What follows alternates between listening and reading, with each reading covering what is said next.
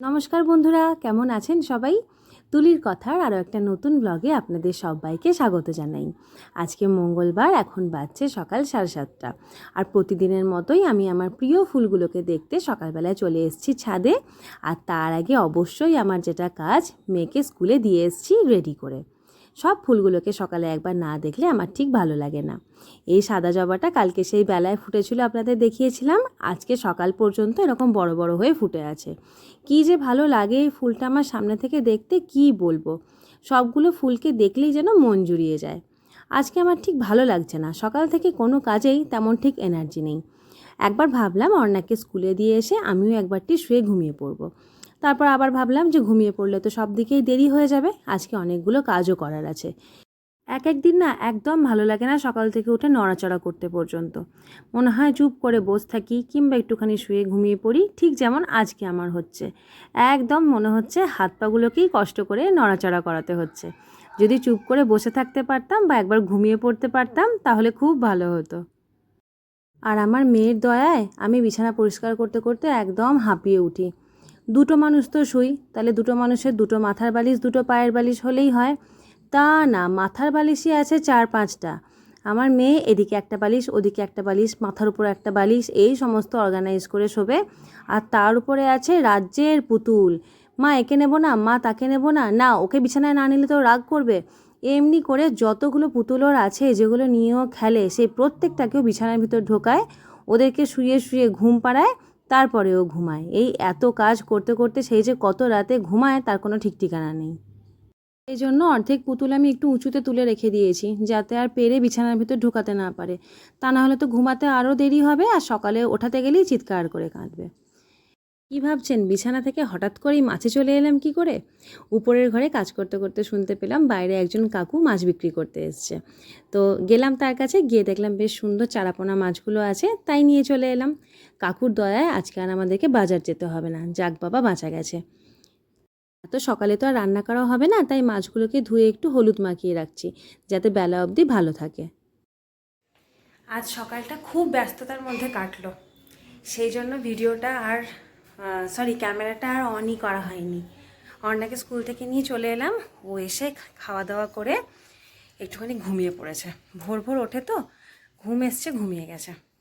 আর আজকে আমি ভেবেছি একটুখানি হেয়ার ট্রিটমেন্ট করব। তাই একটা বাটি, একটা চামচ নিয়ে এসেছি। এবার এত হেয়ার ফল হচ্ছে, বাড়ি ঘর মেঝে সব ভরে যাচ্ছে। এই বর্ষাকালে এমনিতেও হেয়ার ফল একটু বেশি হয়, আমার আবার সারা বছরই হয়, তাই আমি মাঝে মধ্যে এটা একটু করি।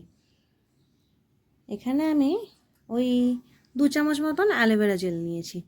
অ্যালোভেরা জেল তো এমনিতেও স্কিন, চুল সব কিছুর জন্যই ভালো। তো অ্যালোভেরা জেলটাই নিয়েছি আর দেখাচ্ছি। এটা জানেন তো আমি অনেক দিন ধরেই করি, অনেক বছর ধরে। তবে খুব একটা রেগুলার বেসিসে করা হয় না, ওই মাঝে মধ্যে কখনো সখনো মনে পড়লে করি। 1 চামচ মতন দিয়ে দিচ্ছি ক্যাস্টর অয়েল, 2 চামচ অ্যালোভেরা জেল, 1 চামচ ক্যাস্টর অয়েল,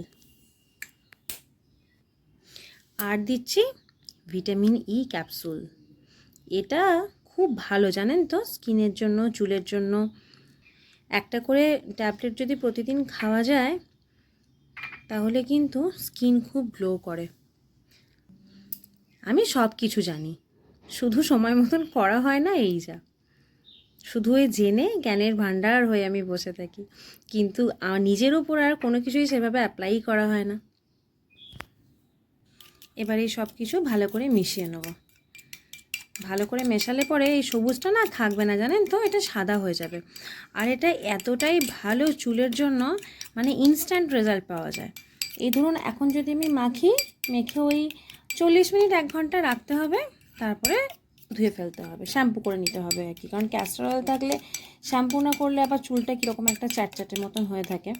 তো এটা না চুলটা গ্রোথ করে, লম্বা হতে সাহায্য করে, আর চুলটা পরেও কম। কিন্তু ওই যে বললাম, আমি সব কিছু জেনে বসে থাকি, অ্যাপ্লাই করি খুব কম। 2 মাস আগে করেছিলাম, 2 মাস আগে বিয়েবাড়ি ছিল তখন করেছিলাম, তারপর আর করা হয়নি, সময়ও পাইনি, ইচ্ছাও হয়নি। এবার এখন হেয়ার ফল এতটাই বেড়ে গেছে আর না করলেই নয়। এই যে দেখুন, একদম রঙটা পুরো সাদা মতো হয়ে গেছে, সুন্দর একটা কালার এসছে। এবার এটাকে চুলের মধ্যে অ্যাপ্লাই করব। এতটা যখন দেখালাম কিভাবে অ্যাপ্লাই করছি সেটাও একবার দেখিয়ে দিই।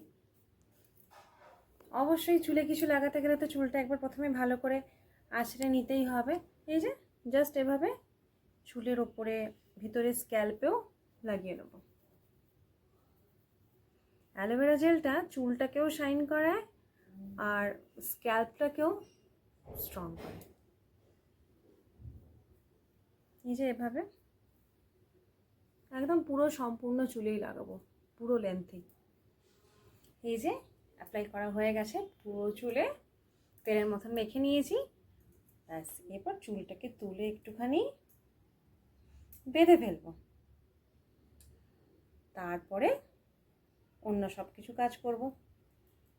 মোটামুটি 40 মিনিট রাখবো, তারপরে স্নান করব। বর্ষাকালে জবা গাছগুলোতে এত মিলিবাগ হয়েছে, গাছগুলোকে নষ্ট করে দিচ্ছে। বর্ষাকালটা একদিকে যেমন ভালো গাছের জন্য, তেমনি খারাপও। এত পোকা হয় গাছগুলোতে যে বাঁচার আর আশাই থাকে না। কদিন ধরেই ভাবছি, এই যে ভিতরে মিলিবাগ হয়েছে সাদা সাদা, কদিনই ভাবছি স্প্রে করব, করাই হচ্ছিল না। আজকে করে দিলাম। এটা আমার ডাল কেটে এনে তৈরি করা গাছ। জবা গাছ খুব সহজে তৈরি করা যায়। বাড়ির থেকে নিয়ে এসেছিলাম ডালটা, এনে তৈরি করেছি। ভিতরটা দেখুন বেশ অনেকটাই গুড়ির মতন মোটা হয়ে গেছে। এটা নতুন কিনে আনা গাছ। এর একটা ডাল তো পুরো নষ্ট করে দিল মিলিবাগে। এই ডালটা সব পাতাগুলো খসে পড়ে গেছে। এই যে গোড়ার দিকে এখনও লেগে আছে, ডালের উপরের দিকে মিলিবাগ।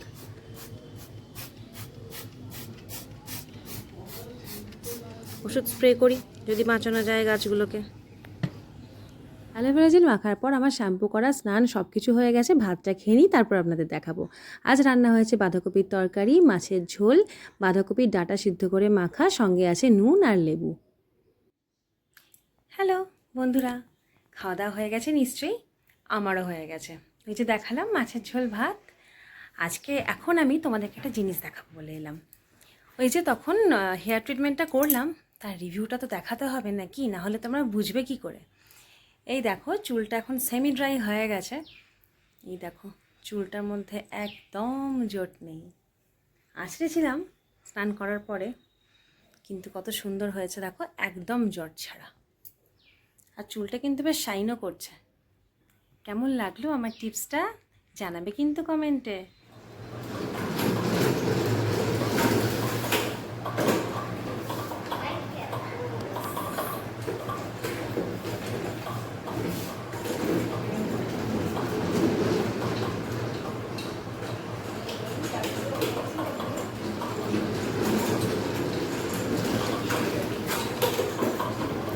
গুড আফটারনুন সবাইকে। আমাদের বিকালে আদ্রাকবালি চাই রেডি। আজকে সন্ধ্যাবেলার টিফিনে বানাবো চিড়ের পোলাও। চা খেয়েই আমি লেগে পড়েছি সন্ধ্যের টিফিন বানাতে, কারণ তাড়াতাড়ি বানিয়ে এটা খেয়ে তারপর বেটুকে পড়তেও বসাতে হবে। কী করে বানাচ্ছি দেখবেন নাকি? চলুন তাহলে দেখিয়েই দিই। প্রথমে চিড়েটাকে ভালো করে ধুয়ে নিচ্ছি জল বদলে বদলে, কারণ চিড়ের মধ্যে অনেকটা স্টার্চ থাকে আর অনেকটা ময়লাও থাকে। এখানে শক্ত চিড়ে নিয়েছি, তাই এটা ভালো করে ধুয়ে নিলেও কিন্তু চিড়েটা একদম নরম হয়ে যাবে না। জলটা ভালো করে ঝরিয়ে বাটির মধ্যেই রেখে দিচ্ছি। এক্সট্রা যেটুকুনি জল আছে সেটা চিড়েটা টেনে নিয়ে আর একটুখানি ফুলে যাবে। ততক্ষণে আলুটা ভেজে নেব। কড়াইয়ের মধ্যে সাদা তেল দিয়ে ভালো করে গরম করে নিয়ে একদম ছোট্ট ছোট্ট টুকরো করে আলুগুলো কেটে নিয়েছি। তারপর একটু নাড়াচাড়া করে অল্প একটু নুন হলুদ ছড়িয়ে আলুটাকে একদম সুন্দর করে ভেজে নেব। এমনই ভাজবো যেন সেটা আর পরে সেদ্ধ করার প্রয়োজনই না হয়। আপনারা হয়তো ভাবছেন কি ব্যাপার, তুলির ব্লগে প্রতিদিন একটা করে রান্না কেন থাকে? আসলে রান্না করাটা আমার খুব পছন্দের, আর সেটা যদি হয় এক্সপেরিমেন্টাল তাহলে তো আরও বেশি পছন্দের। আর রান্নাটা যেহেতু আমাদের দৈনন্দিন কাজকর্মের মধ্যেই পড়ে, তাই এটাকেও আমি আমার ভিডিওর মধ্যে বা ব্লগের মধ্যে ইনক্লুড করে নিই। আলুগুলো সুন্দর করে ভাজা হয়ে গেছে, তেল ঝরিয়ে তুলে নিচ্ছি অন্য পাত্রে। আর তেলের মধ্যে দিয়ে দিলাম একটু বেশি পরিমাণ চীনাবাদাম। এবার নাড়াচাড়া করে একটুখানি ক্রাঞ্চি করে বাদামগুলোকে ভেজে নিয়েও তুলে নেব। তারপর ফোড়নে দিয়ে দিচ্ছি একটা শুকনো লঙ্কা, অল্প একটুখানি গোটা সর্ষে আর একটু বেশি পরিমাণ গোটা জিরে। তারপর একটু ভাজা ভাজা হয়ে গেলে দিয়ে দিচ্ছি বেশ খানিকটা কারি পাতা আর দিয়ে দিচ্ছি একটুখানি গ্রেট করা আদা। তারপর সবগুলো মিলিয়ে মিশিয়ে হালকা একটুখানি ভেজে নেব। কারি পাতাটা আপনারা আপনাদের ইচ্ছা অনুযায়ী দিতে পারেন, তবে আমার বাড়িতে যেহেতু কারি পাতার সম্পদ আছে তাই আমি একটু বেশি করে দিয়েছি। আর চিড়ের পোলাওয়ে কারি পাতার গন্ধটা আর টেস্টটা ভীষণ ভালো লাগে।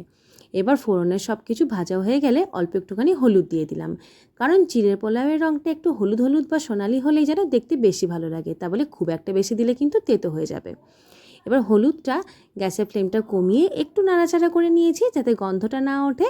তারপর ভিজিয়ে রাখা চিড়েটা দিয়ে ভালো করে একটু নাড়াচাড়া করে মিশিয়ে নেব। চিড়ের পোলাও বানানো কিন্তু খুব একটা শক্ত কিছু না, নাম শুনলে যেন মনে হয় বিশাল কিছু তামঝাম আছে, আসলে কিন্তু সেরকম কোনো কিছুই নয়।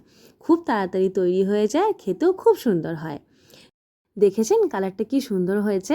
এখন দিয়ে দিচ্ছি স্বাদ অনুযায়ী নুন আর একটু চিনি। মিষ্টিটা একটু বেশি হলে ভালো হয়, তাই মিষ্টির পরিমাণটা অল্প বেশি দিয়েছি। এবার ভালো করে একটু নাড়াচাড়া করে নিচ্ছি, ব্যাস আর কিছুই না। চিনি আর নুনটা গলতে গলতেই এটা একটুখানি ভাজা ভাজা হয়ে যাবে। তারপর দিয়ে দিচ্ছি আলু ভাজাগুলো আর বাদাম ভাজাটা। তারপরে ভালো করে একটু নাড়াচাড়া করে মিশিয়ে নিলেই তৈরি হয়ে যাবে চিড়ের পোলাও। আর সবশেষে সব কিছু মিশে যাওয়ার পরে একটুখানি লেবুর রস কিন্তু দিতে ভুলবেন না। লেবুর রস দিলে চিড়ের পোলাওয়ের টেস্টটা খুব ভালো লাগে আর সব কিছু টেস্ট মিলেমিশে একদম ব্যালেন্স হয়ে যায়। তৈরি হয়ে গেছে এখানে চিড়ের পোলাওটা। গ্যাসের ফ্লেমটা আমি অফ করে দিচ্ছি। ব্যাস, এরপর গরম গরম পরিবেশন করব আর সবাই মিলে এনজয় করব চিড়ের পোলাও। তুলির বলা রেসিপি আপনাদের ভালো লাগলে বাড়িতে একদিন তৈরি করে খেয়ে দেখবেন, ভীষণ সুন্দর খেতে হয়। আজকে আর বেশি কথা বলছি না, তাহলে চিড়ের পোলাওটা ঠান্ডা হয়ে যাবে, গরম গরম আর খেতেই পারবো না। আবার দেখা হবে নেক্সট একটা ব্লগে। সবাই ভালো থাকবেন, সুস্থ থাকবেন, আনন্দে থাকবেন। আজকের মতন টাটা।